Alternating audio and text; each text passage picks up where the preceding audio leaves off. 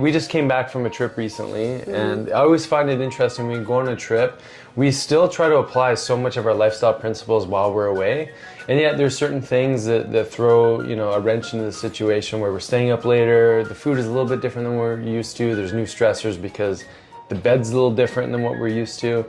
And this one was a driving vacation, so it didn't involve, major time changes and, the stress of, planes and things like that. But what are some things that you think about with regards to stress while away? How do you maintain the strength of your immune system despite being away? What are some things you think about?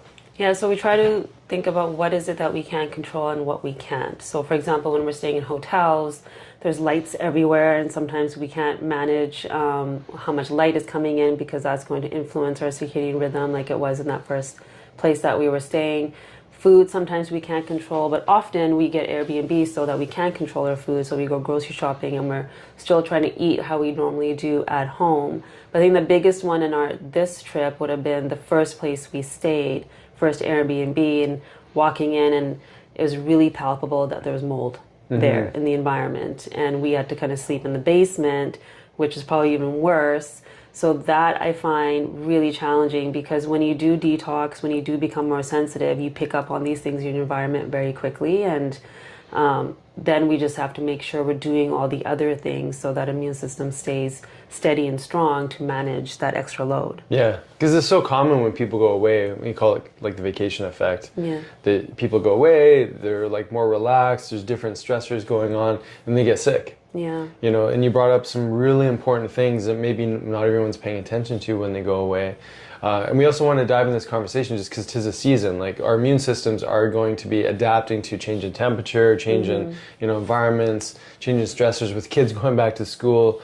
There's a whole lot of, aspects to the stress response or these new exposures when traveling that are going to potentially stress your immune system, right? Yeah. So you brought up... Well, the travel piece too, I think there's also that element where your nervous system all of a sudden relaxes. Yeah. And so when we're at home and we're busy and we're constantly doing, our cortisol is probably high and our adrenals are working overtime to just help us manage our schedule. And all of a sudden we have a different schedule, the nervous system knows we can relax, and cortisol isn't covering the immune system anymore, so then all of a sudden it becomes active.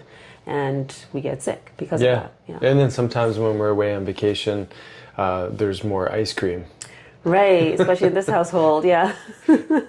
Yeah, it's like a daily thing that ends up happening with our kids, yeah. Yeah. So when we go away, Soren, our youngest, he likes to sample the different flavors of the area. Yes. Right, yeah. and so we actually visited like the Tillamook ice cream cheese dairy factory. Right. And so it was like this overwhelm of his nervous of system dairy. And learning how it was all processed. It was a really cool museum kind of place. But anyways, foods that aren't typically in the diet are also part of that reality when you're away in different places and sampling.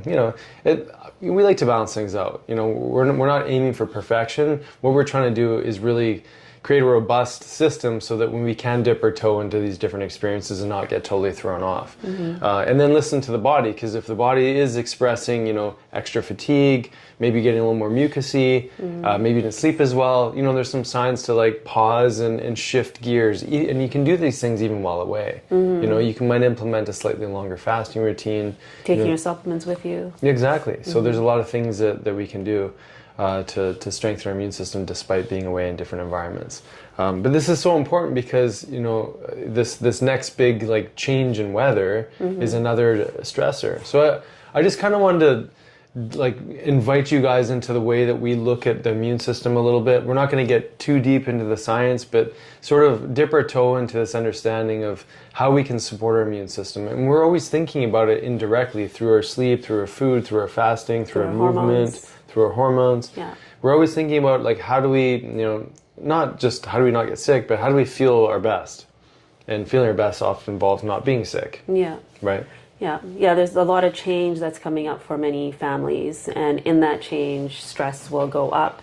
And just like we just had a change of coming home from a vacation, anytime I think there's transition, there's this element of stress and overwhelm. And if we're not putting into place all the little things that help us stay grounded, it's easier for the body to step into that space of like not feeling good. Yeah. Definitely. So, we mentioned some of our strategies for what we do while we're away. Obviously, a lot of that stuff is what we manage at home, on the regular. And then, given that there's, a change in the season, we just might dial in our practices a little bit more specifically, right? But there's some interesting dynamics in that men respond or have a different, immune response than women do. And so I thought we could kind of share some of that, because that's super interesting to think that our hormones play such a significant role on how our immune system operates, right? Yeah.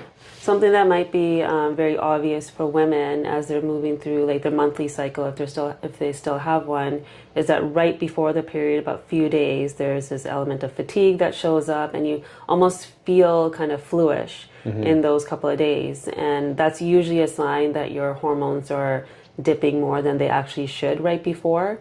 But that is a reality of a lot of women. So then there is this relationship of like knowing that, oh, when my hormones are off, my immune system is also impacted. Yeah, definitely. Yeah.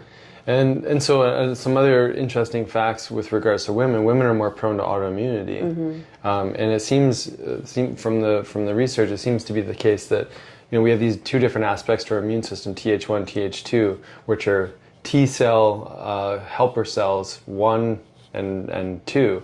And when women have, or because women have higher levels of estrogen, they're more Th2 dominant, which helps them fight off infections and things like this.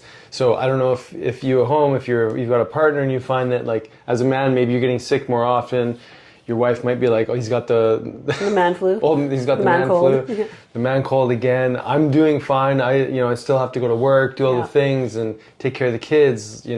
All the things that women are expected to do in this modern world, and yet you've got more robust capacity to deal with infections and things like that. And that's the challenge when women step into perimenopause. Like estrogen is starting to fall, so your armor is starting to dissolve a little bit, and now all of a sudden you're noticing like, oh, like I don't have the resilience that I used to have. I can't stay up late like I used to be able to and be okay, or I cannot do the things that help my immune system and my hormonal system, because my body will instantly tell me. Yeah, exactly. So considering women have a stronger response to, like, say, the seasonal cold or flu in general, right?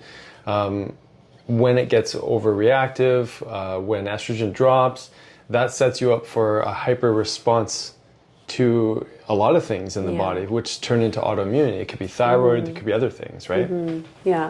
Yeah, so lupus is a big one that you kind of see more in women than you do in men. Yeah. And even Hashimoto's is one that we see often now, even in younger women. So there's so many different elements to autoimmunity, but this hormonal piece, I think, isn't like looked at enough to recognize that there's this protective layer that we have, and when that gets manipulated, whether it's because of birth control or toxicity or just general emotional stress, that is going to impact your ability to ward off these imbalances that happen in the immune system, so the immune system starts to attack itself. Yeah, exactly.